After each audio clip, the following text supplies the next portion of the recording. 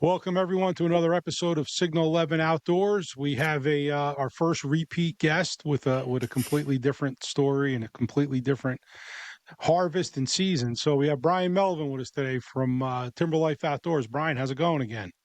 Doing great, Steve. Thanks for having me again. I'm looking forward to it, man. Good, good. Yeah, I'm glad to have you back on. I think when we had you on here speaking about the bear story, um, I think we mentioned that you had shot. I believe I had mentioned that you shot a Yep. really nice buck as well, and I saw that you posted it up. So we're going to just want to cover it a little bit today because the story and the footage that I've seen is incredible. So this is a buck that you named Shredder, correct? I nicknamed him Shredder. You know, the nickname thing in the hunting world, a lot of guys do it. Some guys don't. You get a little grief from it. It is what it is. I've always nicknamed some of my animals, especially big bucks, right? It's just one of the things me and my buddies do. Yeah, we nicknamed this one Shredder because he's got kind of a gnarly rack from Ninja Turtles growing up with Shredder as the villain with that crazy helmet he had on. That's where it came from. So love it or hate it, it is what it is. Oh yeah, no, it's cool, and again, it's to each his own. You know, it's Yeah, depending on who you are and what group you're with. Some people may go. I hunt with some guys that they don't say a word. There's no name. right. There's no Sure. anything. And other guys, they are just stuck with a name, and I Yeah. love it because to me, it's part of the whole lore of everything we're doing. The Yeah. fun of it, man. Uh, It absolutely. it's great. So, jump in and give us some of the story or all of the story. I mean, we're talking about an archery buck out of New Jersey that was Yeah. pretty incredible. So, and before we get rolling, Brian, I just let's just say it right from the get go. The footage that you have on your channel, people have to get to it. Get to Timber Life Outdoors because I'm not going to have that footage on here. I'll probably throw up Sure. some pictures, but Yeah. the footage is incredible. So, I I'm ready appreciate to it. hear the story firsthand. Absolutely. So, all right. So the story started last year. I got one or two pictures of him, and he was only a clean like 140-ish 10 at that point. He didn't stick in a relatively close area to where I was hunting, but I did get a couple pictures of him, and it wasn't on my top of my list at that point. I assumed he was about 4 years old at that time, and he vanished. He was gone. I didn't get any more pictures of him. I was like, all right, I didn't hear anybody taking him, so hopefully he comes back around. He's a little bit better. He'll be a 5-year-old matured buck. We'll see what he does, right? Come the summertime, and he didn't pop up on my cameras, but I actually saw him in that area on the hoof one early morning. I was out training my dogs, and I saw him in velvet early in July, and I was like, oh, that's definitely the same buck, like same frame, and he blew up. Like he looks really good. So I got the blood pumping. I'm like, all right, I got to find out where he is, what he's going on, because he's not on any of my cameras, but I know where he is and where he showed up that day. I'm like, he's close. So I actually couldn't find him for a couple weeks. It took a while, but I finally did get a couple pictures of him in velvet. But he was always nocturnal. He never really daylighted for me at all early on in that time frame. The crazy thing about him was social media, right? It's a double-edged sword in our world right now. Someone took a video of him on Instagram and posted him. I think it was in August, and he was fully grown then, but he was still in velvet, and he looked like just a monarch coming across someone's front lawn. And the guy posted the town and exactly where it was, and it just went viral. Guys started showing up everywhere in the area, popping up. We're finding gear all over in the area. There's not a lot of hunting in that spot. You need some special permission, blah blah blah blah blah. There is some public in the area, but he wasn't on it. But anyway, at that time, that added a whole wrinkle to the situation. Luckily, he was just really good at tucking away. I know some other guys had some pictures of him in some other small spots, but he was staying pretty nocturnal for everybody. I didn't start getting pictures of him again until October, middle October. I didn't get anything through September. I was freaking out. Like, all right, he's either hit by a car or someone got him and everyone's keeping quiet, but I didn't hear about it, so I had a little glimmer of hope. Middle of October, he started hitting my area pretty regularly. I have two spots in that general vicinity that generally hold a lot of does, and they're good transient spots for bucks during the rut. So he started hitting those pretty regularly, chasing a bunch of does, getting in, checking those bedding areas. But again, I only saw him on the camera at night, and he almost never. Now again, we're in Jersey, right? So we're putting out bait. I'm being straight with everybody, right? But very rarely did he stay on the bait for more than. And again, you saw the footage. He hit the bait for 35 seconds, 40 seconds, and he was gone. And that's what he did all the time. So always at night, barely on pattern on the bait. I was like, all right, this buck is not killable right now. He's not showing up in that area in any frame that I can actually hunt him. So I was like, I'm not going to pressure him. I'm going to go and do some sits, see if he shows up, but I'm not going to go crazy and bounce around the area. Let him be. 2 weeks, 3 weeks later, we start to get into that real full rut in the end of October around Halloween is when I first got my daytime pictures of him early morning, the sun was up. He was on some does. The pictures of does were either before or after him. I was like, okay, he's starting to get a little killable. And as the days went forward into November, that first week, he started daylighting a little bit more and more and more and more. The day that I went in, the day after Election Day, and it was hot. I mean, brutally hot, like almost in the 80s. But like everybody knows in the rut, it's one of those things where if the rut's on, it doesn't matter. They're moving. They might not move as far, but they're moving. And if you can find out where they're bedding with their does, you just got to get in there if you can. So that morning, I got a picture of him at like 8:30 with a doe, and they hung out for a while on that bait. He was bumping her around. 2.5 hours later, or 2 hours later, I got another picture of him with that doe in broad daylight, 10:30, 11 o'clock. I'm like, all right, they're going to bed right there. Like they're not going far from that spot. I have to get in really tight. I have to get in really quiet. I had a set already there, tucked away, ready to rock with all my camera gear, all my mounts and stuff already ready to go. So I knew I could get in quiet. I can get in light and just bring my gear in and try and just slip up. So that was the plan.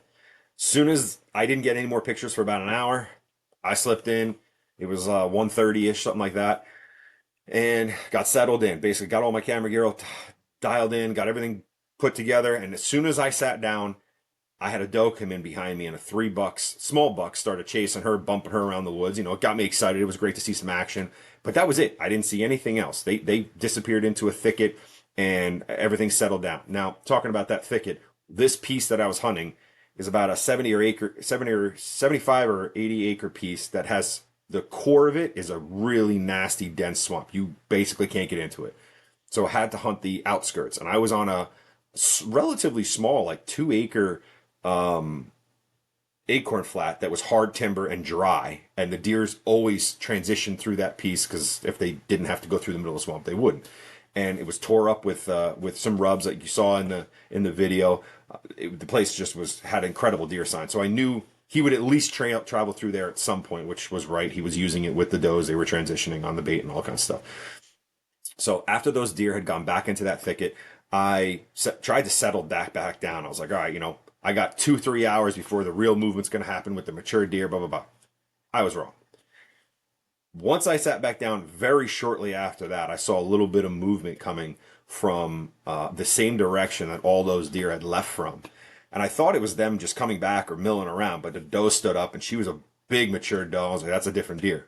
10 seconds later, he stands up behind her. I'm like, oh man, there he is, like 120 yards. He's gleaming in the sunlight, broad daylight, like everything's perfect. I'm like, there's no way he's coming in right now. He's gonna mill around. If anyone sat during the rut, you might see him at 100 yards away, whatever, with a doe, but they're gonna do something crazy. They're gonna run around, right? It's a pain in the butt sometimes.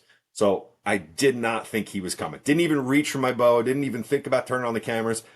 And in one movement, he just sniffs her butt, makes a 90-degree turn, and starts heading in my direction. Now, 120 yards sounds far in the timber. Kind of is. I didn't have any camera going, but if something's walking at you directly in a straight line, they can get to you in, 20 seconds, right? So I'm like, oh shit, this guy's coming right now. He's on a trail. I see the trail. He's following that trail. He's coming right at me. So you see some of the footage where I'm literally scrambling to get everything turned on and get my bow in my hand, and he's closing the distance. By the time I got all the cameras on, I got like 4 cameras running. He's at like 65 yards walking through the last piece of timber before he gets to me. And again, it's all on that video, which came out pretty cool. I was pretty happy with it. Some cool stuff. That GoPro of him walking underneath was just awesome luck, man. Yeah, love it. It came out cool. But yeah, so he came in, sat on the bait for, again, 35, 45 seconds, whatever it was, but he was facing me, so I couldn't take a shot at that point in time for a good clean kill. I had to wait him out. I was hoping he was going to either just spin on the bait or do what he did and come off the bait and have a shot.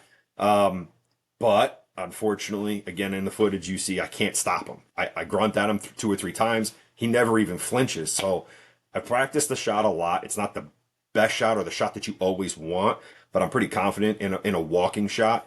And I was able to pick that gap and tuck one in there. I made a pretty good shot. It was right behind the shoulder and what I thought was a 10 ring.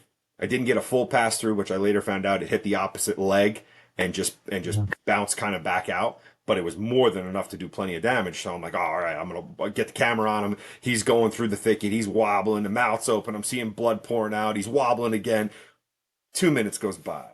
3 minutes goes by. 4 minutes goes by, and he's wobbling. He's wobbling. I'm like, there's no way this deer's not going down. Wrong again, right? He walks into the thicket like you saw in the footage, and I'm like, no way, man. That was perfect. 2-inch sever right through the cage. Like that deer needs to pile up right there. Well, he didn't. So I'm freaking out in the tree. I'm like, all right, I got to go back. I'm looking at the footage. I'm like, man, that looks beautiful, man. It might be a little low, but there's nothing, like everything that's right in that area is lethal. Like it's got to die. I get down, get all my camera gear out of the tree, settle out. About 15, 20 minutes later, I'm like, all right, he should be dead right there. Let me go to the thicket, the last spot I saw him at, see if I pick up blood. Pick up blood right away, get through the little thicket that he kind of walked through. And as soon as I get to a clearing, I look up and there he is bedded 50 yards in front of me at the bottom of an oak tree with his head up. I'm like, there's no way. Well, he stood up. He saw me, heard me, stood up, and walked away. I backed out. As I always say, right, in doubt and back out. I'm like, I can't believe this deer. This deer is doing something I can't believe right now. The shot that I thought I put on him, he should be piled up. Well, I've shot a lot of animals, and you're not always right. Some crazy things happen. I got out of the woods, talked to a bunch of buddies.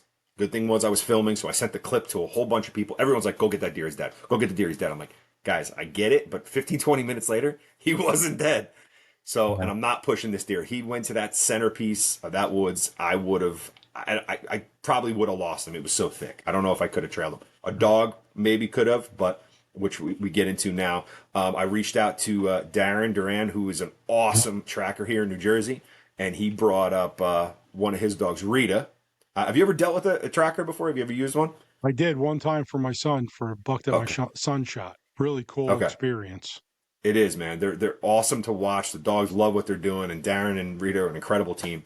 So I sent him the link as well. I sent him the clip, and he looked at. He's like, "Yeah, it's a dead deer." I'm like, I agree with you. I think so too. But if you could possibly figure out a way to get up to me in the morning, I'm gonna let the deer lay.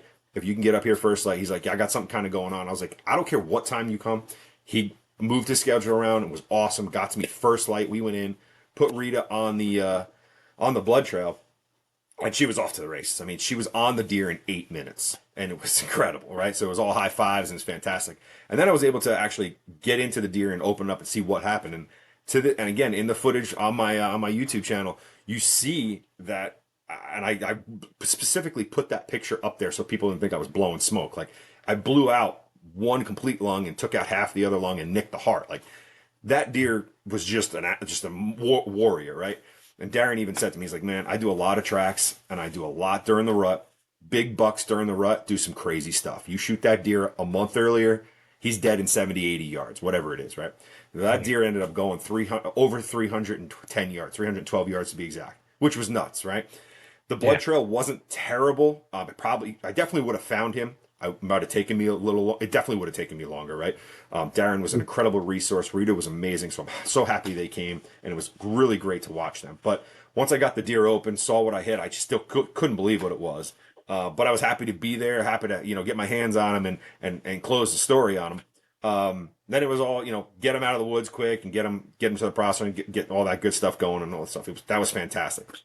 Once I got him out, we got all the pictures, which you've seen some of the pictures and you've seen, some of the good stuff that came afterwards. That was fantastic. Got a tape on him right around 160 inches, which is a great buck for New Ooh, Jersey. Yeah, it beautiful. was my Great buck my for biggest. anywhere. Yeah, exactly. It was a great buck. He's really unique. He's really dark and stuff. He was one of those deer that, and I think we've talked about this in the past, and I've mentioned it on a couple other things that I do a lot of scouting and setting up for hunts, and I don't necessarily sit a lot. this was one of those situations where I think if I would have pushed in September and really chased him and really pushed around in there and tried to pressure myself in there, I probably might have blew him out of that area. Where waiting for that time, that right situation where the weather was right, where I guess the weather wasn't perfect, right, but the rut was going perfectly. He daylighted, and I got into those 3 days and it just worked out, and I got lucky, right? But that's pretty much what I do from now on. I don't really push into more. Earlier in my hunting career, I would sit for 50 days in the season. I don't do that anymore at all. But this time it worked out. Now, there's a lot of things I just want to, or I want to touch on that you mentioned. Yeah, Right at the end there, you talk about getting in, and hunting a little less frequent and more precise and yeah, one time. Most of us know through talking to a lot of people that we know that hunt. A lot of times, the first time you hunt a stand is your best opportunity. I mean, this year for me, I ended up taking 3 bucks, and 2 of the bucks, one was early season. Yeah, it was early season. Nothing during permit bow, and then one during shotgun. Both of those were first time sits in those stands. mm-hmm. One was a ground seat that I leave set up all year. One is a ladder stand I leave. Both of those first sits scored 2 bucks there, Nice. and then the opposite of that is my late season buck was one that I sat so much that I over hunted this spot, and I think eventually that deer probably said, "There's no way this asshole's sitting here again." Came in daylight and I killed him. But that's Okay. awesome. I want to ask you, Brian. It's one heck of a buck, man. Congratulations. Thanks. That's Thanks. It was that's a good one. one heck of a buck. And people For are sure. going to love the footage. Whoever, some people may be watching this that haven't been on your channel or seen the footage. Yeah. They got to get there. Great footage. The GoPro footage of him walking up right past that camera. Now, is that camera hanging on a tree limb or something, or is it? Where's that? It is. So it's on like like almost like a bow mount that like screws into the tree, like a bow hanger mount type of thing that actually has like a quarter thread tap on the end of it so you can screw a camera onto it. So it's a nice one that, they have a lot of the mounts out there for the POVs that have clamps on them. And sometimes I found that you don't have a branch to use one of those POV clamps. So I always have one of these in my bag that I can screw into a big tree if I need to. And it worked out. He read the script, man. He went right by the camera. It It was was beautiful. it was. I got so lucky. When it was going down, I didn't even pay attention. I just was watching him, right? And then after everything was done, and I went back to all the footage. I'm like, oh my god, he walked right underneath it. That's amazing. So, yeah. I'm going to think backwards here. One was what was his name that bought the dog? What's the dog? Darren Duran. He, yeah, Yeah, yep. Darren. And I don't remember who we used years ago. My son shot a buck, and we used the dog. But what he said is so on the money. What a buck will do during the rut, and I mean, most of us that have been out there enough have seen it, where I've taken bad shots where some I recovered, some I didn't, but where that you may bump him or you may or may not bump him, but he may be chasing again Right. with a hell of a wound on him, and Yep. he may drop.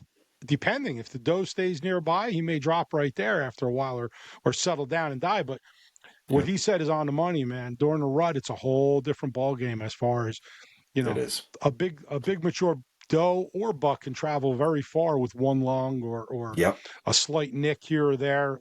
Yeah. But during the rut, you just have no idea where they're going to end up. It's So so much of true, it. man. That was a learning curve Yeah, for me. Again, I've shot close to 100 animals, 100 deer with a bow, and you learn on every single one. But looking at where it entered, which looked great, and then exited his opposite armpit, and what it hit coming out, and for him to go that distance is like, man, I did everything I could have done, and it's just one of those things. He just was a warrior. I know. I mean, I always aim for that opposite leg, and a couple more than a couple times I've hit that opposite leg, and you know, your blood, what you're looking at blood wise is a little different because you Mm, got some artery blood, and then yep. sometimes it almost you look at it and you're like, oh man, is that liver? Right. Or why is it that red? And you don't see the lung blood for a while, depending on how things go, True. and you don't get the full pass through. Nope. And they usually run off differently. Yes. With a complete pass through, I feel like they will. a lot of times it's just my nature is boom, I do I try to grunt or try to stop them, Hmm. and as soon as they go, meh, meh, I'm trying after the shot. I'm trying to give them something else to hear. To stop. Yeah. And a lot of times when you get that complete pass through, they'll freeze up, they'll Yeah. turn, they'll look. Yeah. But when they get hit on that opposite leg and they make a few steps, they're gone because something's still messing with them. Yes. I don't Yes. know. I don't know if I'm nuts, but that's just the I way think you're I feel. 100% right. I've seen the same thing, man. Yeah. Right on the, yeah, hitting the nail on the head for sure. One other thing you mentioned early on, just explain about you said that you had your setup in the woods already. Do you mean you had like Yeah. a lock on setup, or you had something in the Yeah. woods hidden that you put a climber, So, or how did that work out? so I had a lock on. So pretty much predominantly hunt out of a lock on nowadays with all the camera gear. I use climbers once in a while if I have to, but a lot of times it's all lock on. So I'll have lock on set up wherever I think I'm going to be hunting. I mean, I got plenty Right. extra if I need them, but yeah, all my setups are going to have my lock on. They're going to have my camera mounts that I need for my shoulder for the camera arm. My secondary mounts are going to be in the tree and like everything so that I can get in and try and get dialed in and set up within a 10-minute or less period. I don't want to be Yeah. messing with everything for as long as I can. I've gotten it down to about setting up 4 to 5 cameras. I've gotten it down to about 8.5 to 9 minutes now, which is decent.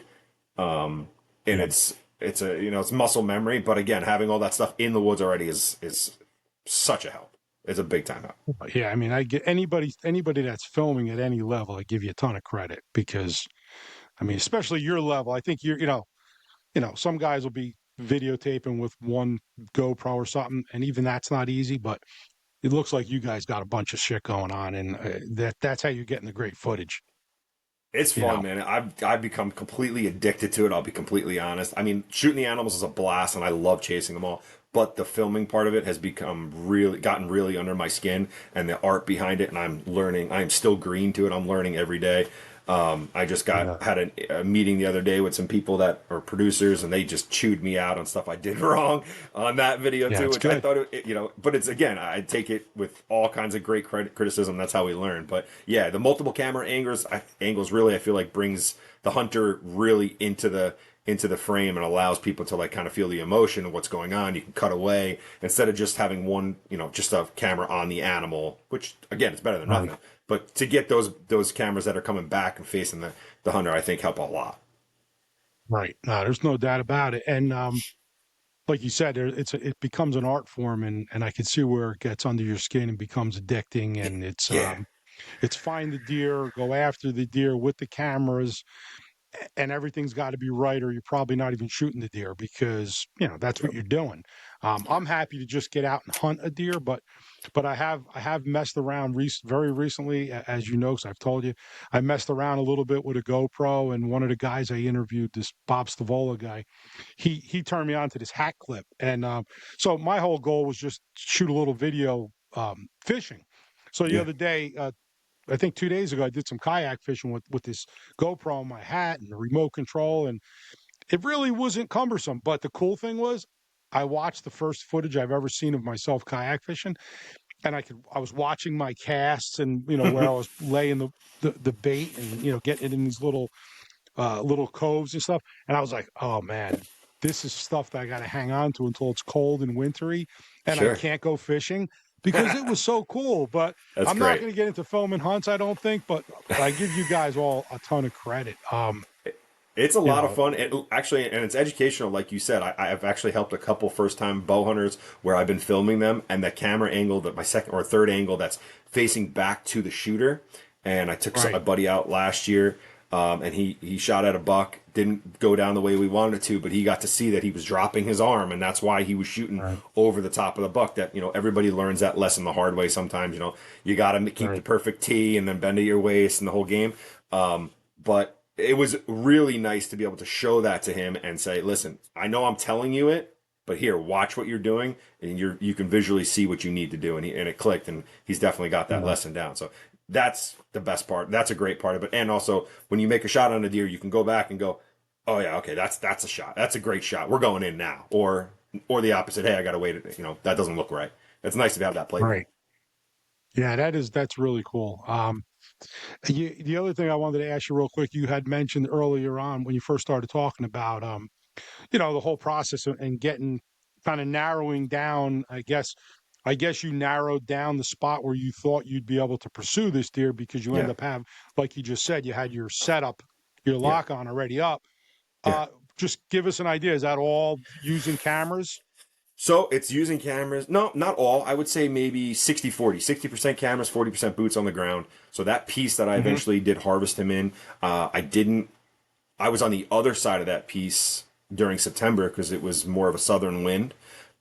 Going Okay. into October, it becomes a northwest predominant wind for our area, right? So I needed to shift and kind of focus on the other side, which I found that little piece of timber that I saw all the sign in, and they were transitioning. So I knew I could use that northwest wind to my advantage. Most of the sign that I had found was on the northwest side of that tree that I was setting up on. So they were coming from that in front of me view that although the doe did come from behind me earlier, most of the activity was out in front of me where they were traveling in front of me. So I focused on that, plan for that. It worked out that way, but I only found that because I covered every inch of that ground earlier in the season during scouting, seeing what was the transient spots. I knew the center of that piece was really nasty. I knew that really wasn't even an option. I just had to figure out how the deer were going around it and what they were using for different situations, and that helped. That played a huge part in. And that tree, it's funny that GoPro. I keep getting questions about this. That GoPro angle where he walks underneath it, but you can see me in the tree. And if you look carefully, everyone's like, "What are you 6 feet off the ground?" I'm like, "No, I'm not." It does look low though, right? Um, Well, uh, it's a wild angle. The whole yeah, thing is cool. You know, it's a I cool mean, angle. how was that buck 20 yards or less from that GoPro? Oh yeah, he was like 4 yards, 5 yards. Yeah. It's hard to Yeah, tell. Yeah, it's really yeah, hard to tell. It yeah. He was looks, real close. yeah, I'll tell you what, you don't see a lot of footage like that. I mean, it's No, it's cool. I cool. mean, with the deer now, I know you posted recent footage of uptight footage with turkey hunting, Yeah, totally different than a buck. yeah. But with the buck, that's really cool. People are going to check that out. It I've worked sent it out. to a few people, and Cool, it's man. really cool. I Yeah, appreciate it. It was a good one. yeah, I was lucky enough to get some good footage on it, and I'll keep trying to get better footage for everybody to keep making some yeah. of these clips and learning each go. But yeah, he was a good buck. Like you said, he was a good buck for anywhere. He was a great buck for Jersey. We'll see what we can do this year. But he was a good one. He was one of those ones where you just had to kind of be patient and not push in and not try and be aggressive. I've shot a couple of these where I was aggressive, but Right. that he just wasn't showing me what I needed to see to kind of push in on him, and it played off and it worked out. So Yeah, I mean, definitely, and it comes with experience and knowledge of the lay of the land and the time of the year, and yeah, I the more and more people I speak to in the business, there's a lot of people that speak to that. Some of the most successful hunters, especially bow hunters. Let's talk bow hunters. A lot of these guys hate hunting the rut because it's unpredictable and it's this and that. And the way I look at it is, first of all, the weather, beside the deer movement, the yeah, weather is like what every hunter longs for. We love yeah, that weather.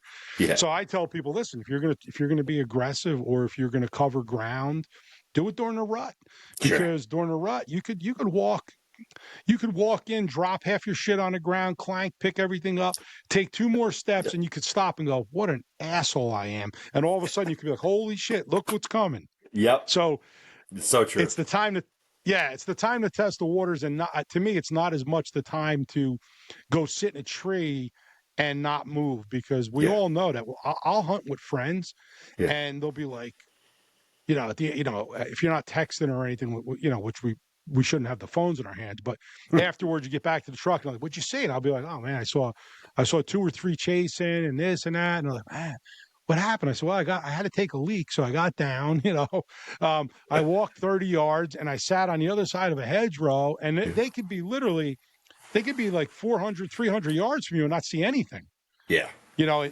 meanwhile you're seeing it. So it's a great time Yep, to be a little more aggressive and move 100%. around and check things. Yeah. Absolutely. Like you said, and if a buck is locked down with a doe, you're really going to have to do a lot to push him off of her. Like you could get away with some stuff. You're, Yeah. you're absolutely right. If you spook the doe enough, she might go, but he ain't leaving her.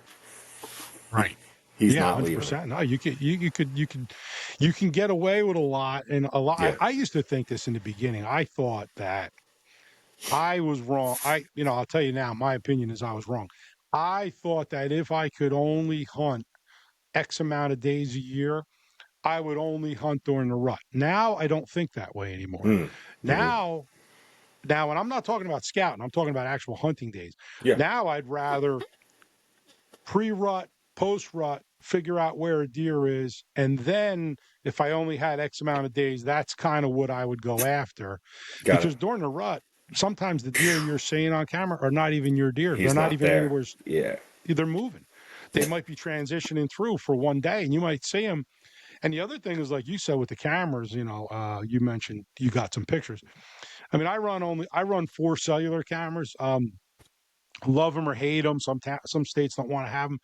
Right. Um, I use them, but they're only another little tool to use. But in your particular case, when you see a deer maybe twice in a day within a similar area or on the same camera, you Yeah. better friggin' hunt him Yeah. because he's hanging around, and he may be only hanging around in that area because where he normally is his core area, he got pushed out because a guy is setting up his Right. stand like a day before he hunts or throwing a bag of corn down. You never know. You know, Yep. you Yeah. never know. So, 100%. Yeah, like the great but point what you meant. I run a ton of cameras and they still don't tell the whole story. I have seen deer yeah. walk behind a camera that I've never seen before and I never got a picture of them and I only saw them because I was sitting in the stand that day. So you just never know. Yes. No, I mean, shit. Most of us have a camera similar to where we either have a stand or want to set up. And like you just said, there's been times when I've been in a camera or been in the stand and I'm watching a buck come through and I'm like, oh, whoa, whoa. And holy shit, what's he doing? You don't Yeah. realize he's staying away from that camera. Yes. And Yes. you see the deliberate movement. And I'm like, Yep. and I tell people all the time, they think I'm nuts, but no matter whether it's a cell camera or a regular trail camera, I tell people, get it running, make sure you got it all working, and before you put it out. What I do is I stick that camera in. I go in my bathroom. I have a bathroom. One of my bathrooms has an automatic light, so it goes on when you get in there, right? So what I do is I Okay. take my camera, I go in the bathroom, right, whatever camera it is, and then I get the camera in there. The lights are on. I stand in front of the camera, move a few times, right? Figuring it, Mm-hmm. took a picture. I have it set on like a 15-second delay. Then what I'll do is I'll step to a corner or like behind a shower wall or shower curtain. I let the lights go off in the bathroom. I'll wait about 30 seconds. Then I'll step out. And what I'll do is I'll close my eyes so I don't see the lights come on in the bathroom. So you're more focused on sound. I'll step out. And Oh, what and you hear the happens click. is Yeah. you can hear the Yeah. filter change from day to night because now Yeah. it was lit. You set the camera off. You step to the side, the bathroom lights shut off. Now it's pitch black. The filter's on, I don't know about all of them. Most of these cameras, the filter doesn't move until something triggers it. So when you step out from behind that shower curtain or a wall, you'll hear the filter go clunk. Yep. And if I can hear it or you can hear it, you Yeah. damn sure know the buck can hear it. Deer can hear it. Yeah. And you can hear the shutter on Deer some of can. them too when it's taking a Yeah, well, picture. I think you can hear the shutter. I think the filter is even louder. Yeah. Um, Agree. and I really haven't found many cameras that aren't. So Yeah. cameras that are noisy like that, those cameras I put them up high Sure. because a lot of times a deer will know there's stuff in the trees, all the times, whether turkeys or whatever's up there, birds, whatever. So they're not as alarmed as something that is at eye level. They Right. know nothing's there until they get in front of that camera and it goes click Yeah. and it freaks them out. I've seen I it, agree with you. but I've seen it too. I've seen it too. 100%. yeah. 100%. And the What? one other thing I want to touch on, because I've gotten a bunch of questions since I posted that thing, if you don't mind, is a lot of people are asking me, Sure. could I commented on that video about the walking shot, and a lot of guys are like, oh, it's completely unethical. You can't do that. You shouldn't be doing that. All right.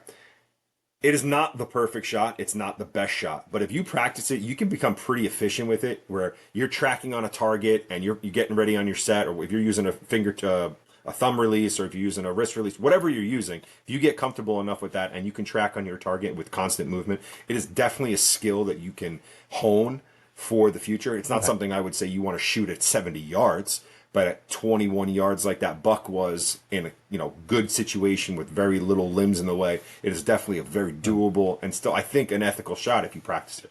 So something I just want to say. I agree. I agree. I mean, shit. Most of the people that do the keyboard warriors, most of them, they're guilty of a lot worse than they're calling you Yeah. out on. I mean, let's Right. let's face it. I mean, Yeah. there's a ton of hunters out there, unfortunately, that don't even know. Forget walking. They don't even know the distances at which they're shooting. Some guys, Sure. and Yeah. some No. guys No. do know the distances, but they haven't practiced with the setup that they're using enough to be efficient at Yeah. landing the arrow where they want. I actually, looking at your shot, I mean, to me, from what I know, I don't know you, personally that much. To to me, seeing the way everything went down, you've obviously you know your weapon very well. You know what it's capable of, Yeah. and you put I've watched that video a few times. That arrow buzzing through there where it hit, Yeah. yeah, it was a dead deer, and Yeah. the fact that it lived a little longer. I mean, shit, I've shot does that have hit one lung and they've run 200 plus yards Right. Right. without Right. no rut, no nothing, No. Right. nothing Right. Right. chasing them. So Yeah. Yeah. now I think it looked like a hell of a shot, and obviously you got the deer. So Yeah. It all worked um, out in the end. yeah, and the other thing is I just before we go, I want to do I want to have I don't know if I reached out to Darren. I want to talk to a couple of the dog guys. I want to get them on here and let them give hunters let them give like preface the season with thoughts on they know a lot about tracking and who's pushing deer and who's overdoing it, not walking out. um, and I think it would be cool because right now in New Jersey, for people in other states that are watching this, in New Jersey right now, dog trackers are voluntary on a voluntary level right now. They're not getting paid or anything. So who knows if that'll change? I know in other states it's different. I mean, some states have the whole drone thing going. Um, Yep. so Yeah. I think the fact is that if that dog can help you and you Oh, know that you can get in touch with them, you should be aware of it. This way you can maybe change what your tactics are upon recovery, knowing that you have the option of getting a dog, absolutely. if needed. And I think the dog conversation is a double edged sword for a lot of guys. Some guys like are on the negative concept where they're like, oh, don't rely on a dog. No, you shouldn't rely on a dog. You should do everything in your power to make an ethical shot and all that stuff. I totally agree with that statement. However, having the resource, you should use it to do everything possible to recover that game. And the dogs and Darren are an Absolutely. incredible resource that we have. Darren is a wealth of knowledge. He's Yeah. dialed in with everybody. So that would be an awesome episode for you. Yeah, I definitely want to do that. I don't think, listen, I could be completely wrong here, but I don't think anybody is out hunting going, I know three guys that have dogs. I'll just wing a shot. I mean, it's not happening. I mean, shit happens. Yes. Things happen. Not Right. everything goes as planned all the time. Yes. And yeah, to not utilize the resource because you don't want to tell somebody. I mean, Ah, um, there's no yeah. doubt. I know I've shot deer that I probably should have got a dog that I didn't recover. I mean, I'll be Right. first one to admit it. I mean, Yeah. it's happened. It happens to everybody. Hundred If you're percent. out hunting a lot, it's going to Yeah. happen. I had And this when you hunt the conversation the other thicker, day. thicker. Yeah. When you hunt thick stuff, I said it to somebody the other day. They were like, I can't believe you posted that you used the dog. I'm like, why? Like why? Um, Why? That it was a great resource. They did an amazing job. He helped him. I might not have need him, but I was going to stack everything in my favor to find that buck in the morning. Why would I right. not? And I, I don't understand the negative connotation to it, but hopefully we get past yeah. that. No, I don't blame you at all, man. I mean, listen, we all know that or anybody else that took that shot wasn't going to sleep a wink that night. All No, right. no. So make that phone call, Yeah, especially the fact that these guys are on a voluntary basis and not right. everybody lives right on top of us. You make the call, you prep the guy. Yeah, he says, I'm coming up. He got there Yeah. for you. He obviously helped you. It's a resource that, yeah, you might have found it without the dog, but doesn't matter. You found it. And Yes. it's no different than using a bow with cams on it because it helps you, or using Yes. a fixed play, a mechanical broadhead because it Sure. helps you. It's just another asset that we can And use, and we might absolutely. as well. Yeah, there's Absolutely. no And doubt. it's and if So you like you said earlier, if you bow hunt long enough, you're going to make a bad shot. I love the yeah, guys who are like, oh no, I wait for the perfect shot. Listen, man, I hear you. And I practice more than most, and I'm OCD with my stuff. You know me a little bit now. I'm freaking crazy when it comes to stuff. You're right. going to make a bad shot eventually, no matter Yes, who you yes, are. If you haven't, yeah. you either just haven't hunted enough or you're lying. That's Right, just the way I look right. at it. So Those you're 100% right. yeah, All right, let's make sure I'll throw up your we're gonna put some good photos up, and we got to make sure everybody yeah, gets over to Timber Life Outdoors. You're on Facebook, you're on Instagram. yep, Super duper content, and I mean it's only just beginning. yes, sir. I appreciate it, man. It was fun as always, Yeah. and we'll look forward to doing the next one, man.